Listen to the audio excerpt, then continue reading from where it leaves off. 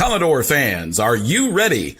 It's time for another episode of the Vandy247 podcast on the 440 Sports Network. Keep it locked right here for the best Vanderbilt coverage. Whether it's Clark Lee on the gridiron, Mark Byington and Shea Ralph on the hardwood, or Tim Corbin on the diamond, the Vandy247 crew has you covered. If you haven't subscribed yet, please do. Also, like this video and subscribe to the YouTube channel. That's free and easy to do. Follow the crew on Twitter, Apple Podcast, and Spotify for podcast episodes. Lastly, if you're interested in sponsoring the show, email Chris Lee at chrislee70@gmail.com. And now, pull up a chair. It's time for another episode of the Vandy247 podcast. Welcome into Vandy247 live on the Believe Podcast Network. I'm your host, Billy Derrick, on a Wednesday morning, joined per usual by Chris Lee. No Luke Wyatt today, but Luke will be back and should be back next week, so we'll get him back in the fold. I had a big episode last week, probably a little bit shorter this week with a busier day, but we still have a few fall camp takeaways, a few more takeaways to get to. Another scrimmage coming up on Saturday. Before we do get into any football, though, I want to tell you about our sponsor, Joe Bulovas, with Bulovas Wealth Management of Raymond James. If there's one thing we all share, it's that our lives are all unique. At Raymond James, they believe that's worth celebrating because financial planning isn't just about numbers and figures. It's about creating the life that you envision. So whether you're building a future or preparing for retirement, a Raymond James financial advisor can guide you each step of the way, all while following a plan that's uniquely yours. That's life well planned. To learn more, call financial advisor Joe Bulovas with Bulovas Wealth Management of Raymond James, 615-645-6742. Again, that's 615-645-6742. Raymond James and Associates, Incorporated, member, New York Stock Exchange. Also, FanDuel, new part of our team here at Vandy247.com. Some interesting numbers out. None of them have really changed of the ones we've talked about. The Vanderbilt-Alabama line is still an interesting one. Early look ahead has Alabama at 22.5 as a 22.5 favorite. So if you want to sprinkle anything on that one for Vanderbilt to at least cover, if you like it here early, of course, a lot of things can happen between now and then, but got some look ahead stuff for Vanderbilt. Diego Pavia to win the Heisman, plus 15,000. Also, the 7+ regular season wins, plus 320. That was 330 last week. That's at plus 320 now. And they've got win totals and all kinds of different things over there at FanDuel. So go check them out as well when you get a chance. I want to tell you about the Wash House as well. They sponsor basketball season. We'll be talking basketball before we know it here. Chris, are you dreading laundry day? Is this the only time to do the things that you truly enjoy? Well, let the professionals at the Wash House take care of that for you. They got 2 convenient locations in the greater Nashville area. Just drop off your dirty laundry, and their professional attendants can give you back the one thing you can never have enough of, your time. Within 24 hours, you can pick up your nicely folded, fresh and clean laundry, ready to be put away. Log on to washhouseclean.com or stop in today and get your time back. We'll get to a few of our other sponsors throughout the rest of the show, but appreciate you guys hopping in. Get to some comments and questions throughout the show as well. We got a bunch of mailbag. The mailbag is getting packed here, Chris, ahead of football season, but hope you're doing well on this Wednesday.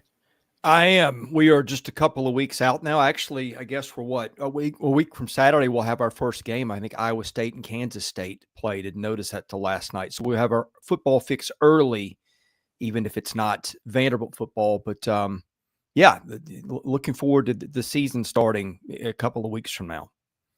What's crazy, I was telling that to somebody just a couple of days ago. I was like, wait, next week is game week. I know it's week 0, but that is wild to think about, that it is already upon us. In fall camp, can feel like a grind. Obviously, we've been going out to as many as we can head out to, but before you know it, game week will be upon you.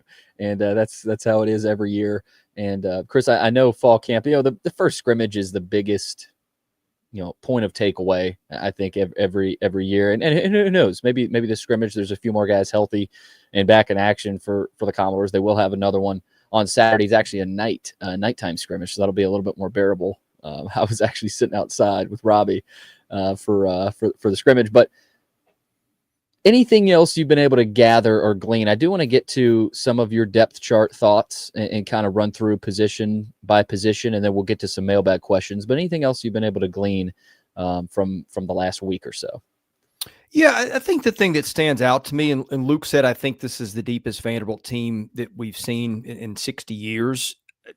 I don't know if that's right or wrong. I mean, that's a big statement, but I will say, like, when we go to practice, you'll see a guy, I keep a depth chart that's kind of 4 deep just to make sure I'm kind of keeping an eye on everybody and just, all right, am I missing anything? And like, there are guys that they're maybe running 3 or 4 at their position that I'm like, okay, that guy looks like he can play a little bit. I mean, you don't know based on practice always, because what a guy's doing well could be what another guy's doing wrong. But it feels a little bit like the roster is the depth thing. There's something there. Now, do they have enough standouts to win a lot of these tough games?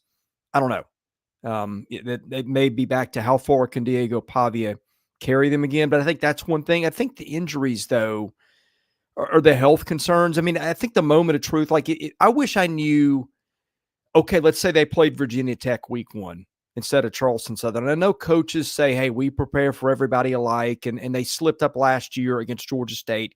You can't afford to have that mentality. But I do wonder, like, if the opening opponent was Virginia Tech, would you see some of these guys out there a little bit more? Yeah. Or would they still be holding them out? I know it's fall camp, and you're really more focused on the prep aspect of that. I think, to me, though, that's where I'm just curious, is like, how much of an issue is this going to be going into the season? And even if guys play week 1 or 2, sometimes you've got some lingering concerns where guys aren't playing 100%. I think those are the 2 things, good and bad, that have sort of caught my eye. Yeah, Stour. I mean, the tight end room in the scrimmage, which I didn't initially realize. So somebody had brought this up to me after the scrimmage and basically just said, yeah, they didn't have any tight ends. I mean, they didn't, Stowers wasn't out there for the scrimmage. No Cole Spence. Bryson Coleman didn't play either. Did he, Chris? I don't think so. I think he did. So, I mean, it was, I think Emmanuel Adebayo caught a ball or 2 maybe. Yeah. And then Larry Benton, who, people have had some positive things to say, but I am with you. And at what point, like, do they get back this weekend? And at what point do they even need them back? For the Charleston Southern game is important, Chris. I was talking about that with somebody today. You hate calling it, I don't know how many fall camp scrimmages they have. Is it just 2? I think it's typically 2. I think is it 2 or I think it's going to be 3. I could be third wrong. that schedule here. We've got one this Saturday. It's closed to the public, and then I think, okay, yeah, there's another scrimmage. No, that's this coming weekend. I guess that's it. Just 2 scrimmages. That's rare. It seems like they always have 3. Yeah, I don't want to, say this because Charleston Southern is a legitimate football team, but that it's almost like you feel like that is the 3rd scrimmage, almost acting as, it's not a scrimmage, it's a real game, obviously. But if that was Virginia Tech, do you see these guys maybe this weekend to, like, because Martell Height's still in concussion protocol too. And we have a mailbag question about that. That fact of the guys out, who are you starting to get worried about in terms of, do we see them week 1? Do we even see them week 2? I think Trent Hudson is kind of getting a little bit closer to that area as well. But I do want to get into some of that a little bit later in the mailbag. I want to run through this depth chart, Chris, and I told you this is a tradition unlike any other, receiving the freshly printed Chris Lee depth chart. But the a little position wise, yeah, the position wise, Diego Pavia obviously at quarterback. We would agree on that. Cedric Alexander, your first team running back. You've got MK Young and Newberry behind him. It'd be interesting to see how many carries does Young get as opposed to Newberry, but they can use both those guys in different ways, especially Newberry, the way he's used in the offense. Junior Sherrill, one receiver. Trent Hudson, the other receiver, although he is hurt right now. And behind him, you've got Martell Height. He's not hurt, technically. He's in concussion protocol right now. What do you get from some of the other guys? We know about Eli Stowers, starting tight end. The offensive line is where it gets interesting, because I think up until this point, we would agree on mostly everything. Bryce Henderson, strong tackle. Strong guard, Chase Mitchell. Center, Jordan White. Quick guard is where it does get interesting. And Cade McConnell slots in there right now for you. And Isaiah Glass at the quick tackle spot. But McConnell or Porcher is going to be an interesting battle to see. And McConnell is a guy that, was able to play a little bit last year, not a ton, obviously. And Porcher has a ton of snaps. That's one to watch, Chris, and we've talked about that. So kind of if you're making notes at home, check that as a position to watch. Corday Sidner on defense there at the end, Glenn Seabrooks, Wataha, Capers. Those four, not moving, right? And then at linebacker spot, Langston Patterson at the Mike, Brian Longwell at the Will, the star, Randon Fontenette. At the corner spot, Martell Height, Jalen Lackey. Colby Taylor, we saw him start a few last year, Chris. That'll be an interesting one to watch. The safety spot, though. This is where I go. I think you could see a number of different things. And you could see some rotational switches as well. CJ Hurd and Marlon Sewell are the guys you've got. I think you could see Dante Carter start there. I think you could also see Carson Lawrence play a lot. I don't know that he starts, but I think he's a guy that could play a lot. So anything in that depth chart, I marked down safety in that quick guard spot as some battles to watch. The star behind Fontenette is another position to watch there. But overall, where do you look at this depth chart and go, okay, this is what we've got to figure out here in the next couple of weeks? Well, some stuff that stands out to me, and again, this is a luxury of having more players. I think at some places, it may be receiver and linebacker, these things, I wouldn't get as hung up on the depth chart as I would skills. Like Richie Hoskins is probably going to be your backup at the slot. Heck, he may start. But Richie Hoskins is a guy that never drops a football, which, by the way, that's been another thing in camp. I don't know if we mentioned it. I'm not seeing many passes dropped at all. And one of the offshoots of having all the tight ends out has been that receivers have gotten on the field more. And I don't know what it looks like. Sometimes you see guys that look like they can do something as freshmen and they never do. But I feel like it's given us more of a look at some guys like Tristan Brown and Bosky Barrett, Caleb Barnett, all guys that have done some things at times, not big things, but just maybe look like you could belong on a roster and play some kind of things. And so, you're looking for something different out of Trey Richardson than you are Richie Hoskins, but they're both very different guys.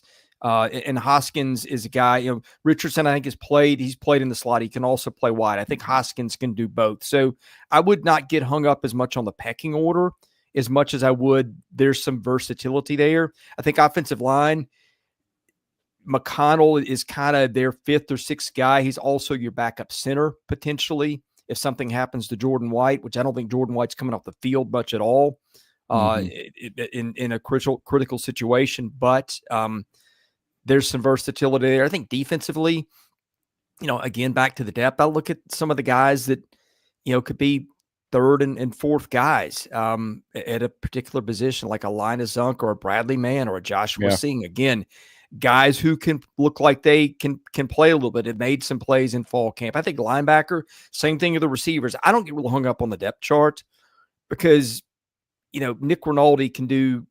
They talk about how they can all do a lot of things, which they're all old, so they probably have learned certain things. But I think you're looking for something different out of a Nick Rinaldi, who's a guy off the edge who can get after our passer than maybe you are with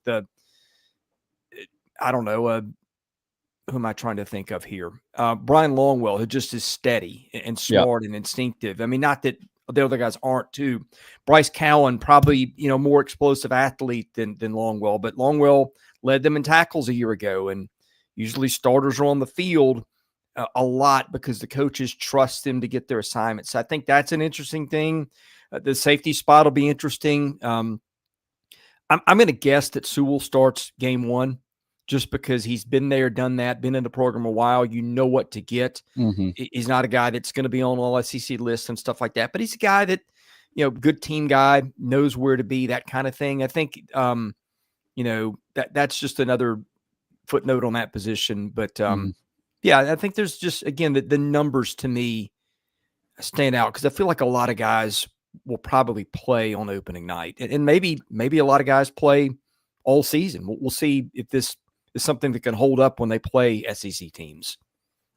Yeah, the depth obviously is the talking point coming into the season, and we're going to be able to answer a lot of questions about the depth throughout the season, but also in the mailbag coming up, I want to get to a couple more sponsors before we hop into that mailbag. Again, probably a shorter one.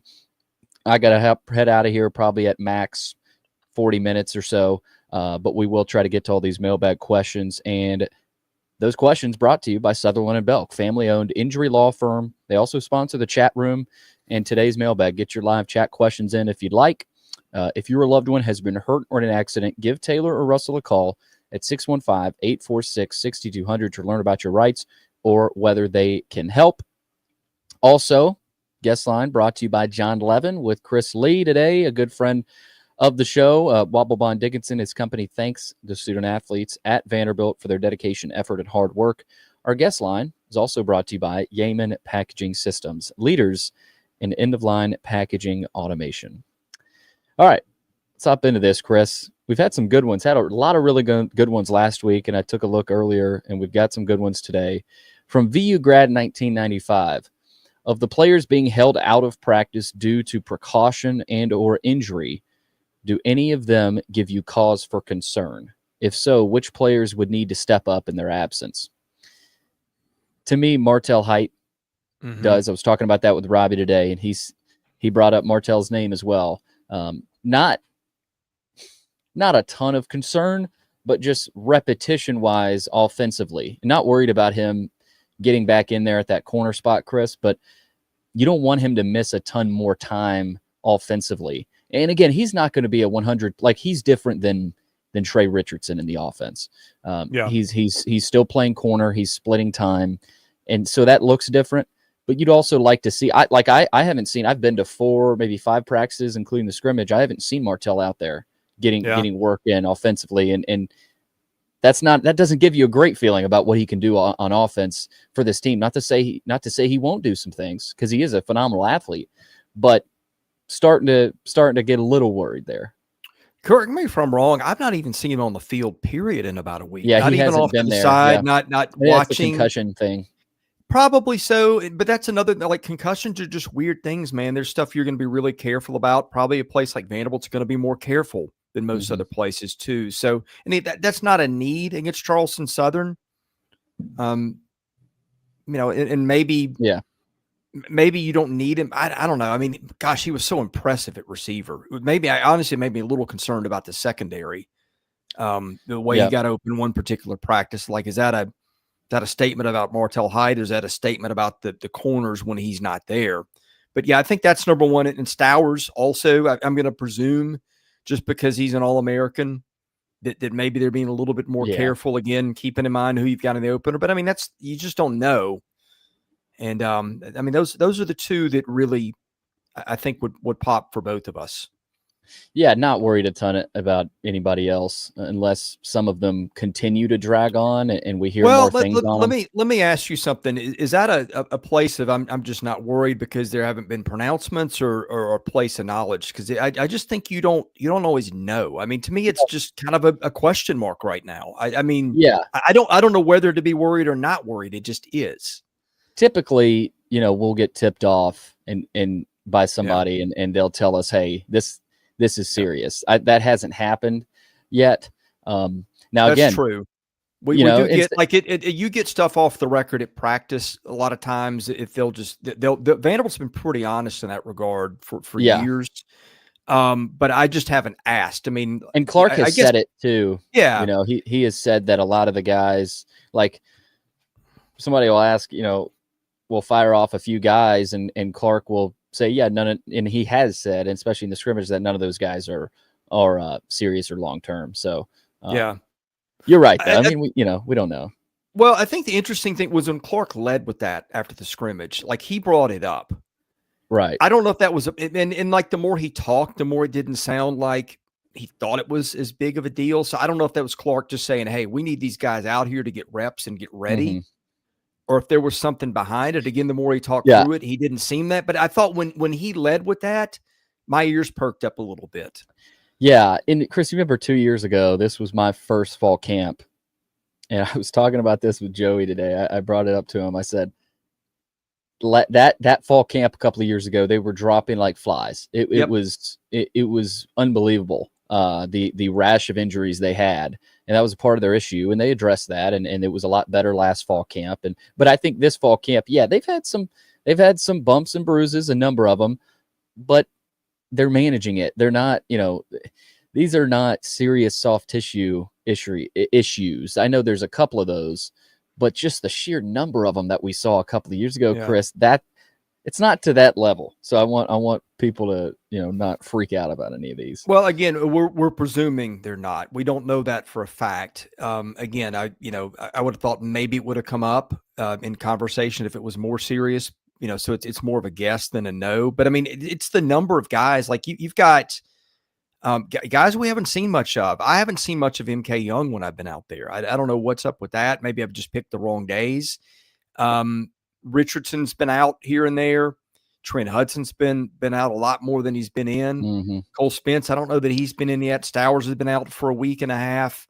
Jordan Matthews, another guy that hasn't That's true. I haven't seen much of Jordan Matthews at all, the defensive back. Capers has been held out, I think, here and there. Yep. Mark Davis, of course, hasn't at all, but that's been from the beginning. Fontenette was out a little bit. Taha too. He didn't go today. Yeah, or at least wasn't full. Was Jones out a little bit the first week of practice? Marlon Jones, or am I dreaming that? You might be right there, but he's been back the last week or so. Yeah. But I mean, that's a lot of guys. Those are all guys that are first. Our projection, they're not giving us a depth chart. But just when I'm watching guys and thinking, okay, who's going to play? Right. That's a lot of dudes that would stand to be on there too deep. Yeah. No, it's something to watch, and we'll obviously be tracking that. Colombiano Door, interested in O-line performance this camp versus last camp, and have you seen them open up bigger holes for the running backs this far? Honestly, outside of the penalties, and this isn't holes for the running back, but I'll go to the pass protection here. Maybe you have a different answer on the holes for the running back. I know you've actually liked a lot of what you've seen, Chris. But for me, outside of the times they've committed penalties or pre-snap issues, I think they've been good. I mean, they're an older group. Kill has lit into them a couple times, and it's not always sunshine and rainbows with that group. But like I said, they've played a ton of football, and I think when they're not, when they're focused and they're not committing those pre-snap penalties, Chris, they've been good in pass pro for the most part. I haven't watched a ton with the run game. I know you like to do that, but I think for the most part they've been solid. They've had to. It's taken them a little bit, and they admitted that. Henderson talked about this. He said, "Look, it's we'll get there, right? We're not there yet, but we'll get there with this group." Yeah, pass pro. I think I felt in the scrimmage when they weren't screwing up pre-snap stuff was okay. Yeah. Which, by the way, they got in third and long and second and long a lot because of that. Mm-hmm. So they had more opportunities. I think the holes are okay. I don't know if they're gaping. Again, I think the running back room to me is the one that I'm lowest on of any room on the team. And again, I always say it's hard for me to judge running game in fall camp just because you've got to. It's not 100% all the time in terms of closing gaps and hitting holes. Maybe hitting holes, but I don't know. I'm going to kind of go on where I left off last year. That I think that room needs to show me some stuff before I buy in. Another good one from Colombiano Door. Rewatching the games from last year, Quincy Skinner was crucial. Does Junior Sherrill have that ability to truly replace him or surpass him as wide receiver one? I think so. I really like Junior Sherrill. I've liked him. I liked him a lot last year in the spots they used him in. He's slightly different than Quincy Skinner. He's not as big. Skinner was more of a target in the red zone. I do think Sherrill can be more of a guy that goes up and gets a lot more balls than maybe he did this year. But absolutely, Chris, he's a slightly different type than Skinner, but I think he's a guy that can slide right in and fill that void per se that Skinner may left. Well, look, Skinner caught 29 balls for 367 yards and 3 touchdowns. I mean, I was like, am I missing something here? I didn't remember Skinner being, like this huge. Well, yeah, I went back last year. In some of the big games, like Virginia Tech, you go back that touchdown and he had some big catches.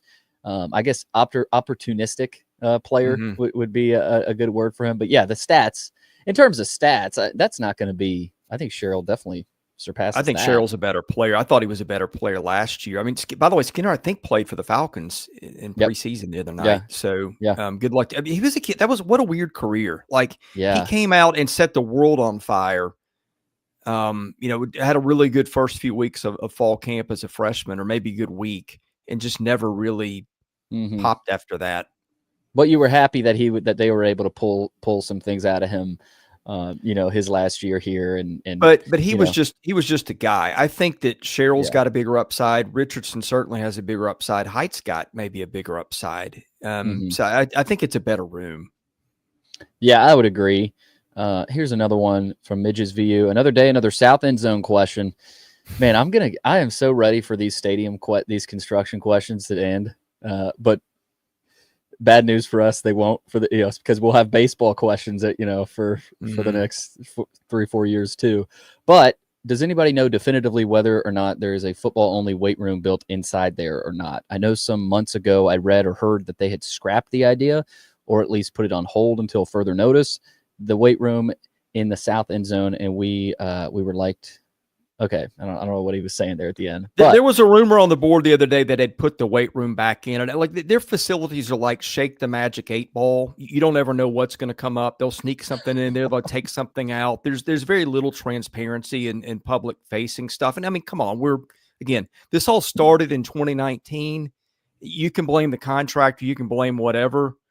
But man, it just feels like they get stuff done much more aggressively and more timely and more purposefully. How are we into 5.5 years of an AD who has covered, been the supervisor for football, and we don't have a plan for a weight room or practice facility? I don't get it. And again, plans drawn before that got ripped to some capacity and used. I don't get how we're this far. I know it's old. People have heard me say it before, but that's just not how you run an SEC program. Come on.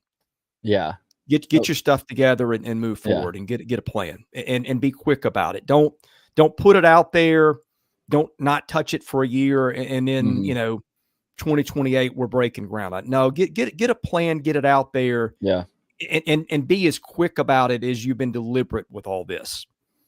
Yeah. I mean, you've seen A&M. I remember how quick A&M developed. They redid an entire football stadium in the off season.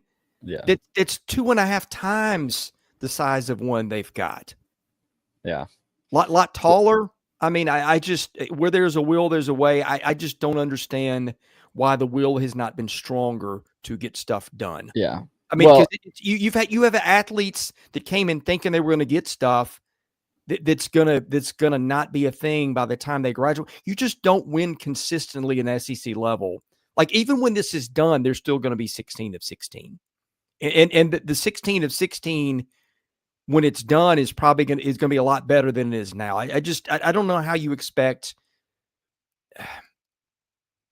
your team to be consistently competitive under those standards, and it's baffling to me that it's taken this so long. It shouldn't.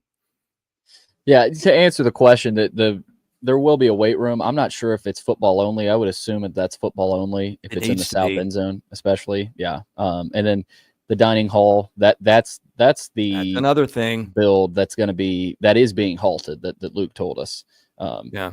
So I'm intrigued once again. I was told today there will be a tour similar to the North End Zone tour we had last year. Whether it's game week or not, we'll see. But we'll have more info on that. And again, if you're just the stuff from the outside, I think is going to look really nice. I'm not knocking that. It's just why is this the conversation every year? Your guess is as good as mine. Okay, Steve 19531, receiver passing game question. I believe overall passing game stats will improve with first and second down play action and RPO. But when it's 3rd and 6 or 7 and defensive coordinators double up on Stowers, is there anyone reliable enough to get that intermediate yardage first down? That's a good question. I think it is a valid question. I think Cheryl he did that last year. I think he is your guy He's your go-to guy in that situation, 3rd and 6, 3rd and 7. And they had a couple of times last year where they would roll Pavia out, Chris, and Cheryl. They had certain plays where you recognize that play. It's like, oh, I've seen that before on a 3rd and 6 or 3rd and 7 with Cheryl and Skinner a couple of times. What do you get from Hudson? Because Cheryl can't be the only guy. And this is excluding Stowers. So, say Stowers is bracketed, so you're not going to him. Cheryl, if he's not, how's Hudson and where's Richardson? Richardson too, guy. And I've seen some different route combos, and stay tuned for some of that. We can't disclose a lot of that, but just say it'll look different. A lot of things they try to do with Trey Richardson because he is different. They didn't have a guy like him last year. Well, the truth is we don't know. The offense looked a lot different game one in some ways than it did when we saw practice. I will say this: not Trent Hudson. Trey Richardson's a guy that could maybe get you, 8 on 3rd and 6 on an end around. Richie Hoskins again catches everything in sight. If you get him, especially on a linebacker, that's a guy that could go the chains and turn around and catch it. I think there's some options there, and if you throw Hyde in there, just to maybe send him on a go route, take a little, because you're going to have to be concerned with him if he does that. Take a little bit of space away deeper to give some guys some room to operate underneath. Right. And imagine having Martell. I don't know how often this will happen. I'm sure it will, but you have Martell Hyde and Trey Richardson out there at the same time, Chris, and that helps with other guys as well. Like having Stowers out there obviously will help Trey Richardson and Hyde when he's in there, but having Hyde and Richardson out there in terms of the speed could help a Stowers or even a Hudson, right? Like that's an element that we haven't seen in a while that they'll be able to throw out there. Well, you would hope that they don't have to use height a lot. Maybe 4 or 5 snaps a game if he's your best corner. But I think the threat of height is the interesting thing. Is that if he looks as good at receiver as he did in our brief glimpses we had of him, he's a guy that you're going to have to factor in. I think just having the threat of Martell Hyde in your back pocket for when you need it is a plus for the offense. Anchor down 2401. If you had to put $100 on Vandy to beat Alabama or Texas, which one would you choose? Give me Alabama. I think Alabama is going to be better. I think they're a potential playoff team. Texas is Texas, though, Chris. I mean, we saw how Vanderbilt matched up last year, and I think it helped Texas that they played Vandy after Alabama. But yeah, I'd go Bama there. I'm going to go opposite. I think Texas is the favorite on paper. I think Alabama. I made my pick to win the national title. A lot of it's on Ty Simpson. Yeah, I just think year 2 of Kalen DeBoer. You got Ryan Williams. You got a loaded offensive line. Yeah. They're really good in the trenches. It may not be, the Will Andersons of yesteryears, but it's a lot of guys that'll play pro ball and make like a lower level all SEC team. We'll see how their defensive. I mean, the defensive backs have gotten some love on some lower level preseason teams. I just think, to me, if it works out with Simpson, plus, I mean, holy smokes, Tuscaloosa is going to be laying in wait for they get off the bus. Texas, to me, I mean, that's a really gifted team, best team in the country on paper. But I just think that Vanderbilt had no business being in that game. With an onside kick to go with 2 minutes left, that if you recover, you got a chance to score a touchdown and tie the game with an extra point, or maybe go for 2 and win it. And again, look, Vanderbilt beat Alabama last year, so you can use the same token. But I don't know, man. Arizona State, another team that Texas was better than, just couldn't run away from. Maybe different year, different mentality, different quarterback. But I think they're more likely to beat Texas than they are Alabama. Cousin CJ with a good question here. Which quarterbacks are we most likely to see in the Charleston Southern game, assuming all goes according to plan? Anyone beyond Pavia and Bulovas? We talked about this, Chris. Obviously, Pavia will start, and eventually the hope is that you see Blaze Bulovas. If you don't, that's bad news. Then it gets interesting. Like say Pavia plays the first half and a little bit of the third quarter, and then you go to Bulovas, and then you've got the fourth quarter open to some other guys. you brought up the fact of putting Elliott in there, but or did you say Dickey? You made a point on the quarterback situation. I forget which one you said. I could see them going different ways, giving Elliott a shot just to see it. But I'll tell you my honest opinion. And even if they're ahead, I would make sure you get Dickey a shot to get some throws. I don't think, he's probably not going to be on the roster next year. He's probably going to graduate, maybe moves on and plays somebody else. I just think the kid's been a really good practice player. He's going to graduate. I don't think he's ever thrown a pass in a game. Just to me, it's a little disheartening if you see a kid that does what Dickey's done. I mean, I thought at times he was better than some guys that have played in front of him. Now maybe the coaches know stuff about limitations we don't see in practice. We only see so much. I'm not saying they're stupid for not playing Drew Dickey, but when I've seen him in practice, I feel like the kid is been a good teammate. He's waited his turn. You put in that much blood, sweat, and tears in college football. Give a guy to throw a shot to throw a touchdown pass that he can tell his kids about one day. I mean, to me, I would, if they're up 35-0 at half on Charleston Southern or something like that, I would start Drew Dickey in the second half and just give him a shot. Yeah. No, I'm with you there. I think that's the point you made about Dickey, I think last episode. But it will be interesting. I mean, does Elliott redshirt? Yeah, I can't see Jack Elliott playing more than 4 games. Yeah. If he does, we're having a very different conversation on the season. Right. That's a fair point.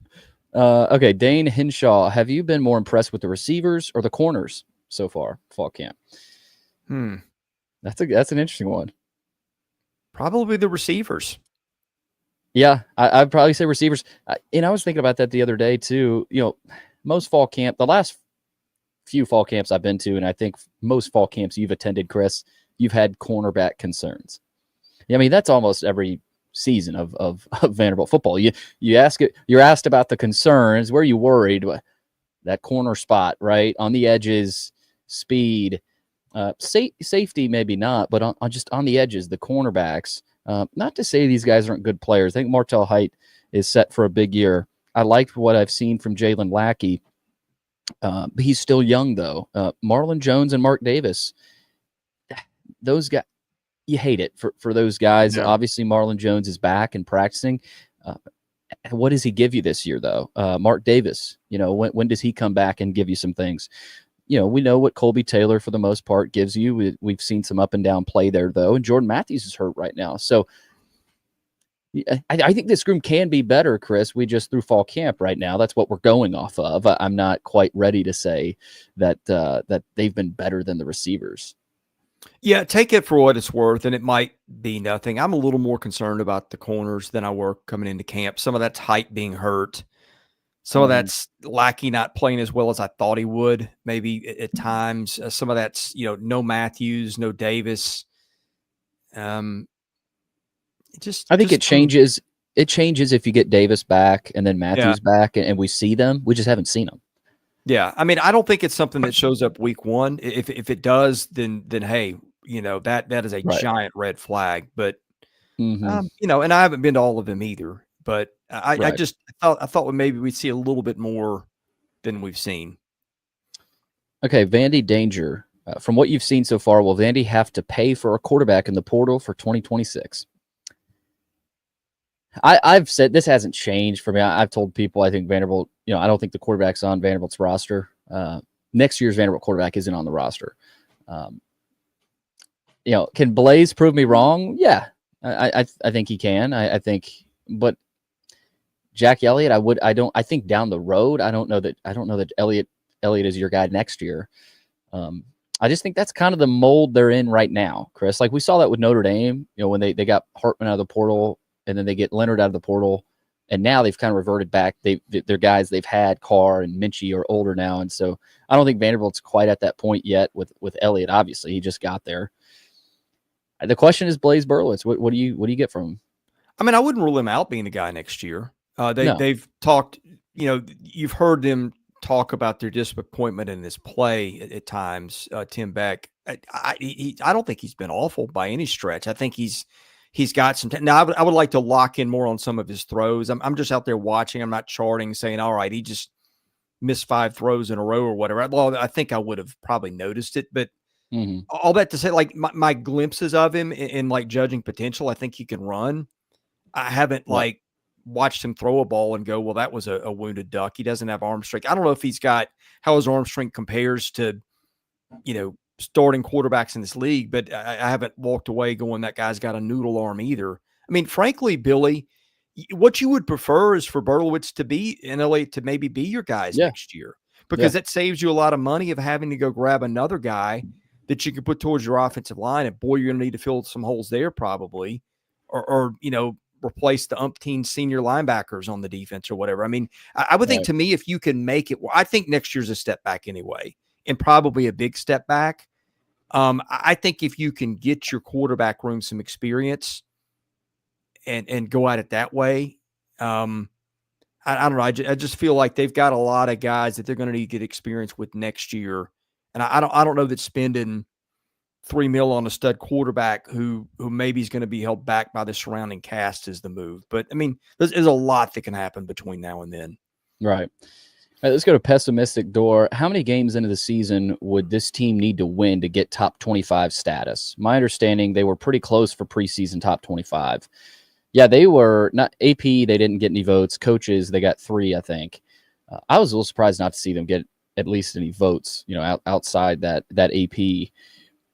I mean, how many games into the season for them to get ranked? You look at the schedule, you beat Charleston Southern, you're 1-0. You go to Virginia Tech and win that game, you're 2-0.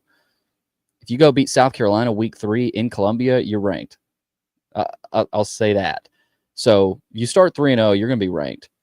And then if you beat Georgia, yeah. I mean to have, for sure. Go ahead, yeah. Because if you're like, they're not far. I mean, this is what I mentioned it. They're not far outside the AP poll right now. Yeah, like they're not. So I don't know where they are, if they even have the barometer there, but. I'm not crazy about polls, especially early, just because it's based on how many games did you lose. And a lot of teams. By the way, Vandy's never start. Yeah. Vandy has never been ranked in the preseason top 25 AP top 25. Yeah, and I was surprised, even in Franklin's years. Does that surprise you? No.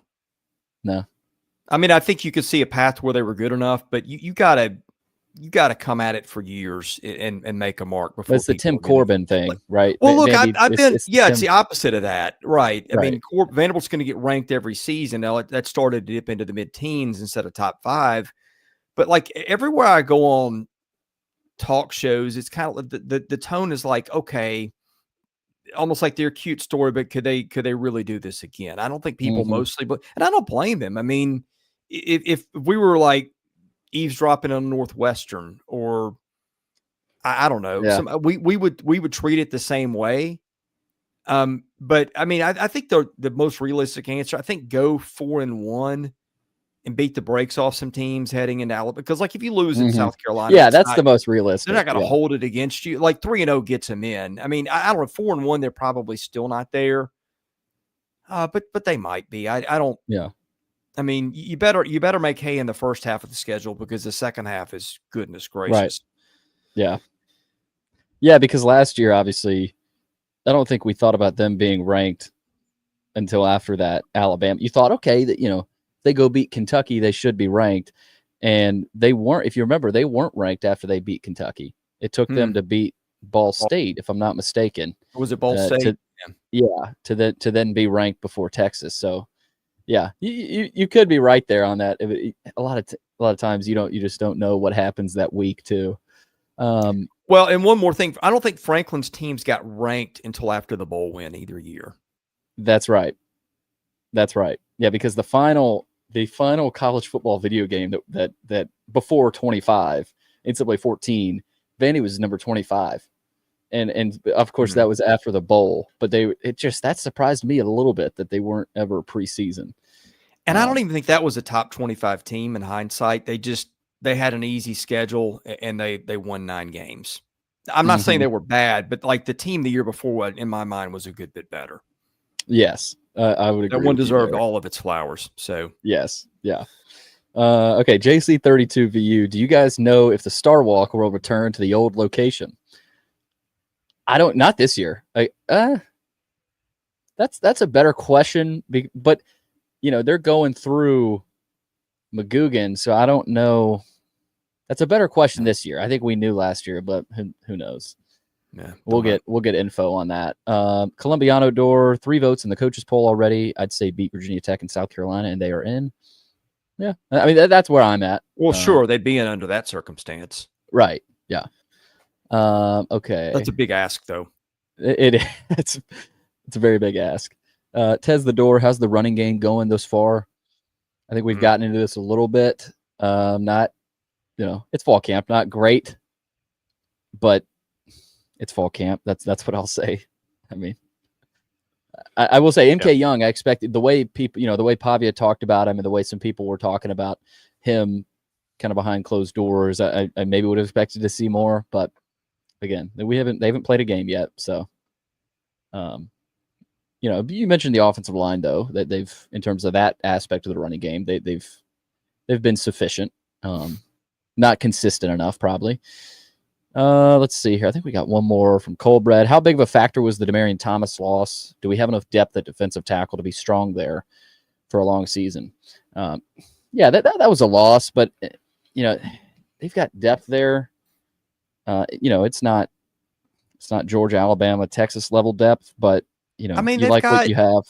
They've got, like, right now, I look at, I don't count the edge. If you look at the other 3 defensive, well, I mean, even at the edge, they've got 3 guys I think can play, maybe 4 with Jake Stanish, who I've kind of liked at the edge. But I mean, they go, I think there's at least 9 or 10 guys that are to play the open or at that end in those 2 tackle spots. They go 3 to 4 deep at pretty much every defensive line position. You're better suited to answer that question than I am, because I only got to see, I just had stuff going on. I think I got to the spring game and that was it. I didn't see a lot of Thomas in the spring, and I don't remember what he did in the spring game. And then 2 days later, he's gone. Yeah.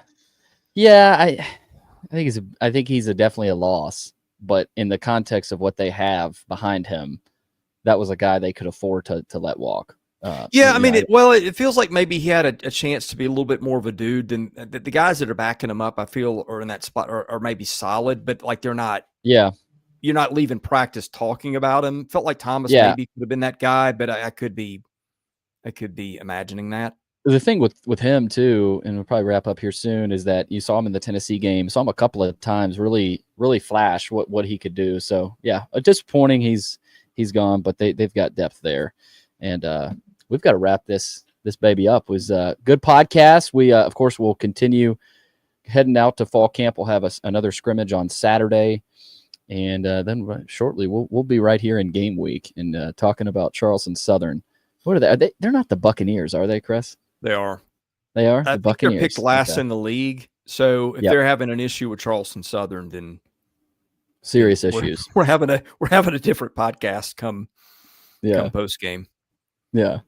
This it'll be a different feel. Let's just say to start the season. But no, appreciate it, Chris. Appreciate your time. I appreciate all the sponsors today as well, and down the road. Of course, Joe Bulovas with Bulovas Wealth Management, FanDuel, the Wash House. Big thanks to them. Of course, log on to washhouseclean.com or stop in to their locations today. Get your time back. And also, don't forget to subscribe. We've got some more fall camp scoops rolling in the next couple of weeks. Also, give us a 5-star rating, a review on Apple Podcasts, wherever you get your podcast. We're going to continue to ramp up the YouTubes as well. So fire your comments in, subscribe to our YouTube channel. Also, if you're interested in sponsoring the show, email Chris Lee at chrislee70@gmail.com. Chris, appreciate your time and appreciate you guys hopping in. Note on the way out, subscribing is a big deal. We put a lot of money into the product the last few years, probably more than been justified. But I've tried to keep the thing that I started 22 years ago, at a level where we try not to drop our standard. Obviously, losing Joey was a big blow. I'll probably get a little bit more involved, frankly, with all 3 of the sports this coming year. But man, we have money to pay people. I mean, and pay the bills at home. Not that we're in trouble or anything like that. I'm just saying, like, now is a great time to subscribe. If you pay the full rate, you get Paramount Plus, which That's I right. think is $12.99 on its own, for $9.99 a month. And I can't remember if that's an 8, but I mean, like you can get Paramount Plus and Vandy 24/7 at a price less than you would pay alone for Paramount Plus, which is incredible. It's a phenomenal deal. They just got UFC rights, which is huge. I'm not into UFC at all, but I know it's got a massive audience. So if you're into that, I'm saying, like, if you enjoy this and you haven't subscribed, you get a lot of stuff at the site that you don't hear. We do make some content free, but it's a way to get back to the show. And like the timing on this, if you want Paramount Plus, has never been better. We've run some other specials at a discount through fall camp, but having you guys subscribe is extremely important. Sponsors important, but subscriptions are also important. So if you're thinking about doing it, now's a good time, because you're going to have a ton of coverage coming up in this coming year that you're not going to want to miss out. Absolutely. And thinking about doing some other things. Speaking of sponsors, if you are a sponsor of the show, still kind of trying to finalize some things, but thinking about just getting a group tailgate together before games and mingling and because we don't always get to. I mean, I see you at games, Chris, and fall camps, but it's fun to hang out, and I know you used to do a brunch as well, but we'll kind of throw some details out there of kind of a meetup spot. I think Bulovas will be a part of it. Some other people, Luke had mentioned bringing some people there, so we'll probably try to do some things like that on game days as well. But looking forward to it. Obviously, football season adds another element to everything, and looking forward to you guys sticking with us. But Chris, appreciate you for hopping on. Thanks for listening, everybody. We'll catch you again soon with more episodes of the Vandy 24/7 podcast.